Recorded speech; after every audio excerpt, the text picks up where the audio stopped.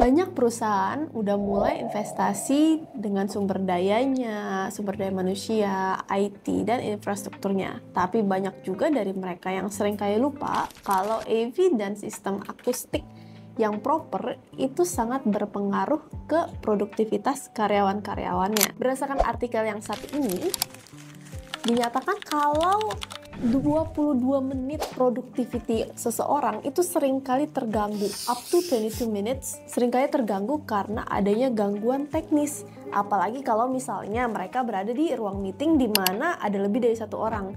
Otomatis gangguan ini akan meningkat secara eksponensial. Hari ini kita bakalan bahas satu topik ini dengan salah satu konsultan AV di Indonesia, yaitu Pak Bayu dari PT Suara. Kita akan bicarain gimana sih proper AV system itu menjadi sebuah investasi strategis bagi para bisnis yang sudah siap menghadapi masa depan.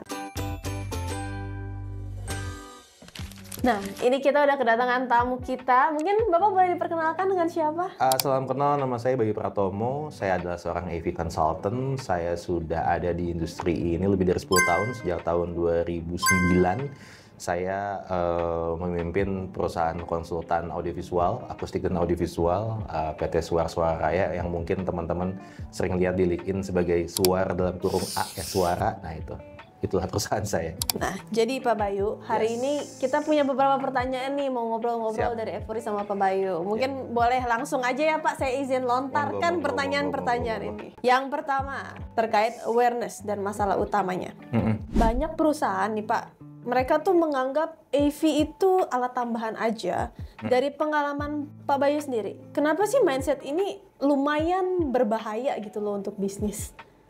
Sebenarnya gini ya, kita kan makin lama makin tergantung sama teknologi ya. Itu kita nggak boleh kita pungkirin, kita nggak boleh kita deny bahwa teknologi itu penting ya buat kita sehari-hari, hidup kita sehari-hari semuanya ada gadget, even hal-hal simple kayak masak apa segala macam itu semuanya sudah serba teknologi gitu. Apalagi hal-hal yang berhubungan sama kerjaan yang jelas-jelas sudah sangat tergantung sama teknologi gitu, internet, terus video call apa segala macam. Nah, kadang-kadang orang tuh masih menganggap itu sebagai luxury, itu yang bahaya ya. Betul. Orang di office, di kantor, di beberapa verticals mungkin masih kurang bisa menyadari bahwa pentingnya sebuah AV system itu sama pentingnya dengan karpet, sama pentingnya dengan AC, dan sama pentingnya dengan ya ini furniture apa dan segala macam untuk mendukung produktivitas mereka gitu.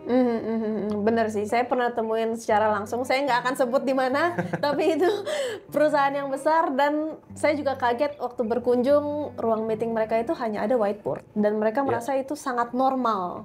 Bukannya meeting pakai sendiri-sendiri ya, laptop sendiri-sendiri. Iya sih, itu banyak ya. Jangankan kita ngomong perusahaan lokal gitu, kadang-kadang multinational company juga mindsetnya masih harus diperluas lagi gitu. Oke. Padahal sebenarnya penerapan proper AV system ini bentuk investasi juga ya Pak, yang mungkin kita ini berkaitan juga nih sama pertanyaan selanjutnya. Kalau kita bicara dari sisi bisnis, bagaimana sebenarnya AV yang dirancang dengan baik bisa memberikan ROI yang nyata Pak, bukan sekedar pengeluaran aja. Nah, ini jebakan untuk orang yang punya project ya. Kadang-kadang mereka karena pertama mindset menganggap AV itu luxury, AV itu adalah cuman added value, bukan sesuatu yang penting dalam operasional mereka. Nah, seringkali mereka kaget gitu ketika mereka sudah sadar butuh gitu ya. Ketika kantornya udah jadi, ketika kantornya udah jalan proses konstruksi pertengahan gitu. Oh, kita butuh AV nih gitu. Terus ketika mereka sudah mulai menyadari itu, mereka coba sourcing, mungkin lihat di sosial media, di mana gitu. Oh, kayaknya bagus kalau pakai ini, pakai itu gitu. Terus mereka kaget dengan quote unquote mahalnya gitu ya. Benda-benda semua ini gitu ya. Mereka juga bisa kaget dengan nggak cuman apa namanya DSP yang mahal, mixer yang mahal atau matrix yang mahal. Mereka kaget dengan speaker, oh ternyata speaker harganya segini. Mereka kaget dengan kamera, oh kamera harganya segini gitu. Itu perlu edukasi sih awalnya sih. Kalau mereka menganggap itu sebagai suatu hal yang luxury, sebagai cuman added value gitu, mereka nggak akan pernah masukin itu ke budget awal mereka konstruksi gitu. Mereka nggak pernah masukin itu ke budget investasi mereka gitu. Padahal untuk long run-nya ya, ketika mereka dalam operasional bisa lebih mudah, meeting lebih mudah, terus training lebih mudah, terus making deals lebih mudah dengan beberapa overseas partner mereka itu saya rasa hitungannya masuk-masuk aja sih. Itu yang pertama. Tapi yang kedua juga kadang-kadang karena mereka kaget terus merasa butuh, akhirnya buru-buru, ruangan sudah jadi, tidak dipikirkan sebelumnya, malah jadi lebih mahal. Nah, iya. Karena biaya shipping, biaya instalasi itu akan lebih susah dan lebih mahal ketika semuanya udah rapi gitu. Katakanlah ruangan meeting ini butuh tambahan kamera, butuh tambahan display, terus mereka mau nggak mau harus bobok dinding untuk jalur kabel apa segala macam, makan repot, satu makan waktu, dua makan biaya lebih banyak, tiga itu juga stressful karena akhirnya dianggap sebagai ini kok nambah-nambahin kerjaan gitu. Padahal di awal tugas kita sebagai konsultan kita cari tahu dulu gini kebutuhan mereka seperti apa gitu. Apakah mereka butuh yang secanggih itu apa enggak? Apakah mereka butuh yang levelnya sampai mana gitu, sehingga kita bisa advice kalian butuhnya ini loh, kalian nggak perlu sampai secanggih itu, kalian nggak perlu sampai sewah itu, nggak perlu sampai seheboh itu, jadi kita bisa budgetin di depan. Saya punya pertanyaan Pak, ini pertanyaan baru ya, saya datang tiba-tiba ketika kita ngobrol. Semisalnya nih, ini case aja ya. Contoh, saya punya perusahaan, saya mau bikin meeting room seperti ini, tapi saya penasaran. Kalau misalnya dari awal saya emang udah ada rencana, panggil deh AV consultant gitu loh. Misalnya kira-kira Bapak nyepekin harganya, contoh ya, total aja misalnya 1M misalnya. Ketika saya, itu kan sudah sebelum saya punya ruangannya nih, saya udah tanya-tanya. Tapi ketika saya mau ngadain itu setelah ruangannya ada, ketika saya baru sadar setelah 1-2 tahun, aduh ini kayaknya perlu deh ternyata. Terus saya tanya sama Pak Bayu nih, kira-kira tuh signifikan nggak sih perbedaan harganya? Iya pasti ya, katakanlah gini loh, katakanlah biaya konstruksi itu sekitar 15% atau 20% dari biaya barangnya ya. Contoh lah, katakanlah kita mau bikin ruangan 10 juta, kita occupannya katakanlah 10 juta ya, terus kita untuk instalasi sekitar 1,5 atau 2 juta gitu. Terus habis itu instalasi ketika ruangan belum ada. Tapi setelah ruangannya udah ada, kali 2 aja biayanya berapa? Oh bisa sampai kali 2, ya kan, lumayan. Iya. Kita bicara biaya instalasi itu biaya tarik kabel, biaya konduit lah, apa segala macam, bracket, terus bobok-bobokan lah segala macam. Hal-hal kayak gitu. Itu kalau diulang 2 kali kan. Iya, udah hasil kerjaan sebelumnya jadi harus dibongkar-bongkar lagi. Betul. Sangat signifikan berarti ya teman-teman. Belum biaya cleaning. Iya benar-benar. Go clean. Oke, nah selanjutnya nih Pak Bayu. Yang ketiga, seringkali perusahaan itu pasang AV hanya untuk kebutuhan saat ini. Nah, menurut Pak Bayu sendiri, apa aja sih yang harus diperhatikan supaya si sistem AV ini future ready, alias dia bisa bertahan dan masih relevan seenggaknya 5 tahun ke depan. Seperti di sini sih 5-10 ya. Cuman ya seenggaknya 5 tahun ke depan. Ini sebenarnya sebuah nasihat ya untuk project owners. Be careful sama sosial media gitu ya. YouTube, terutama YouTube yang menawarkan teknologi-teknologi yang dalam tanda kutip terkini ya, gitu kan. Dengan segala macam ya, apalagi zaman sekarang dengan semua jargon AI, semua jargon otomasi apa segala macam, itu satu. Terus yang kedua, LinkedIn pun bahaya ya. Karena di LinkedIn itu seringkali banyak postingan-postingan yang kita tidak sadar itu iklan. Iya.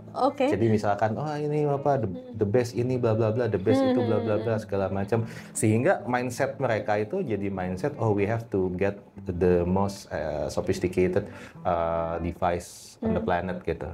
Which is kalau kita bicara AV ya, kalau boleh jujur, sky is the limit gitu. Kita mau bicara kamera terbaik, speaker terbaik, di atasnya pasti ada yang lebih baik lagi, di atasnya ada yang lebih baik lagi, dan itu lebih baik sama dengan more costly, sudah pasti gitu. Nah, kadang-kadang mindset kayak gitu yang membuat orang jadi, sekarang nih kita pasang nih semuanya, kita beli semuanya, kita apa semuanya. Impulsif sehingga ketika dipakai kok nggak sesuai ya. Akhirnya ganti lagi, akhirnya nggak apa gitu. Saya ada satu project, saya nggak akan sebut namanya. Itu cukup ownernya cukup impulsif gitu. Jadi ini adalah BOD level ya.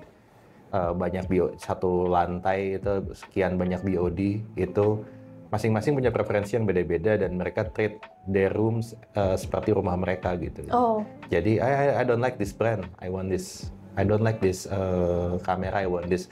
Sehingga kata want ini itu sebenarnya yang mungkin dalam paradigma mereka itu adalah sesuatu yang kekinian, sesuatu yang canggih gitu ya. Ketika melihat sesuatu di sosial media atau melihat sesuatu ketika mereka berkunjung ke luar negeri apa segala macam, itu jebakan. Jadinya malah nggak future proof. Ya kan, karena ternyata fungsinya nggak sesuai seperti apa yang saya butuhkan gitu. Kunci dari future proof itu bukan quote-unquote canggih sebenarnya, tapi applicable apa enggak gitu di dalam operasional perusahaan kita, operasional hotel kita, operasional meeting room kita gitu. Sehingga kalau buat saya ya, yang paling penting dalam satu desain AV itu adalah infrastrukturnya gitu. We can replace speakers, we can replace video kamera per year. Itu silahkan aja kalian mau kayak gitu. Cuman di infrastructure ya, proses kerja kalian, terus how the signal flow-nya, terus apa namanya behavior orang masuk ke dalam meeting room, dan tiap perusahaan beda. Itu yang menentukan seberapa future proof suatu sistem sebenarnya. Oke. Jadi jangan terpaku. Saya selalu bilang gini, endpoints, sesuatu yang kita bisa lihat di mata kita kayak proyektor, TV, itu hanya 20% dari AV sistemnya. 80%-nya adalah infrastruktur. Jadi kalau mau future proof dan tidak hanya saat ini saja, invest di infrastrukturnya. I see. Sangat disayangkan. Memang benar sih Pak, kayak kebanyakan malah pimpinannya yang kayak, iklan apa nih keren nih kayaknya, lihat di sini keren nih, ya udah apply. Padahal beliau tidak menelusuri lebih dalam dulu. Gitu. Apalagi kita bicara brand-brand tertentu ya dari negara-negara tertentu. Ada satu negara yang lebih impulsif juga dalam memasarkan produknya. Jadi mereka baru inovasi, katakan nih ada inovasi, mereka baru inovasi maju sedikit misalkan. Baru bisa canggih dikit, langsung dipasarin. Oh iya. Ada beberapa negara lain yang mungkin lebih established, mereka kita patangin dulu dong inovasinya. Kira-kira ini kita bisa tes nggak dia, kira-kira runningnya itu berapa lama, awet atau enggak, terus dia bisa atau enggak gitu. Even pada zamannya lampu LED baru muncul pun itu juga dia tuh bahayanya sama gitu dengan itu gitu kan. Dulu kan waktu zaman 2010-an booming lampu LED ya. Booming pertama kali lampu LED itu, padahal itu adalah produk yang belum dites secara menyeluruh. Jadi begitu canggih dikit jual di pasaran, sehingga seringkali jebakan-jebakan itu orang tertarik lampu LED, mereka beli, tahu-tahu sehari mati, 2 hari mati gitu kan. Nah itu mindset kayak gitu yang kadang-kadang kita mesti jaga diri kita ya dari kemajuan teknologi yang mungkin belum terlalu matang juga gitu. Iya, dan banyak banget yang jual dengan harga yang sangat terjangkau. Itu orang kan kalau pimpinan mikirnya, keren, dan murah, pasang aja. Nggak lama mati total. Dan harga itu sebenarnya kita tuh kadang-kadang suka kejebak juga ya sama misalkan marketplace. Kenapa saya beli di marketplace untuk katakanlah display yang sama dengan beli misalkan dengan minta Evori pasang contoh ya. Kenapa harganya kok lebih mahal Evori gitu. Oh benar, sering. Mereka nggak tahu bahwa di balik harga yang lebih mahal itu tuh ada orang yang masang bracket, ada orang yang ketika bendanya rusak bisa dipanggil selama katakanlah 3-5 tahun ke depan, 1 tahun ke depan. Nah itu harga-harga gitu yang mungkin mereka nggak sadar gitu. Nah, makanya selalu saya di awal ketika ada project itu saya selalu bilang ke mereka gitu bahwa apa yang Anda beli ini, Anda tidak beli produk, Anda membeli sebuah sistem, Anda beli sebuah solusi, dan sistem ini termasuk after sale service, termasuk warranty-nya, termasuk instalasinya, termasuk programming, termasuk ini yang kadang-kadang mereka baru sadar, pantesan nih harganya segitu ya gitu. I see.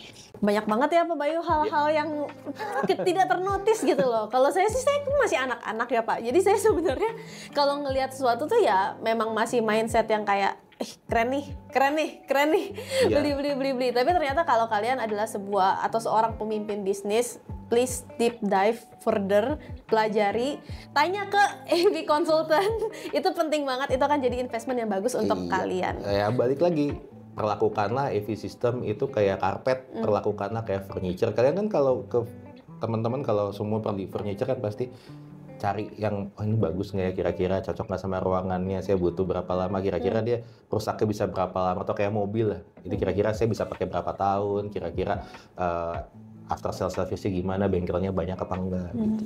I see. Pak Bayu, kita sudah di penghujung ya sepertinya, karena Evori nggak mau lama-lama menahan Bapak yang sangat penting ini.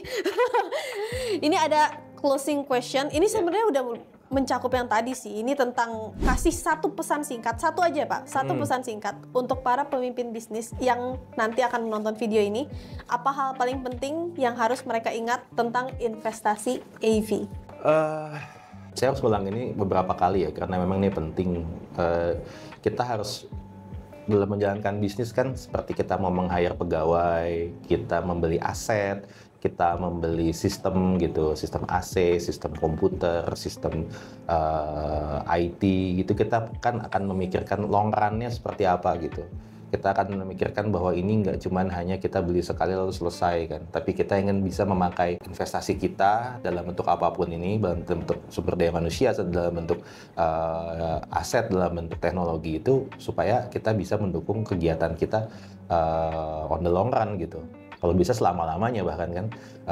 Makanya untuk business owner, mereka yang menjalankan bisnis, baik itu bisnis office, bisnis hospitality, restoran, dan segala macam, semua lini bisnis yang bersinggungan dengan AV, tolong perlakukan AV ini sama seperti AC, sama seperti pegawai Anda, sama seperti kendaraan kantor Anda gitu. Sesuatu yang mendukung pekerjaan Anda, bukan sesuatu hal yang keren, bukan sesuatu hal yang cool, tetapi sesuatu yang Anda butuhkan gitu. Anda butuhnya sampai mana untuk mendukung bisnis Anda berjalan.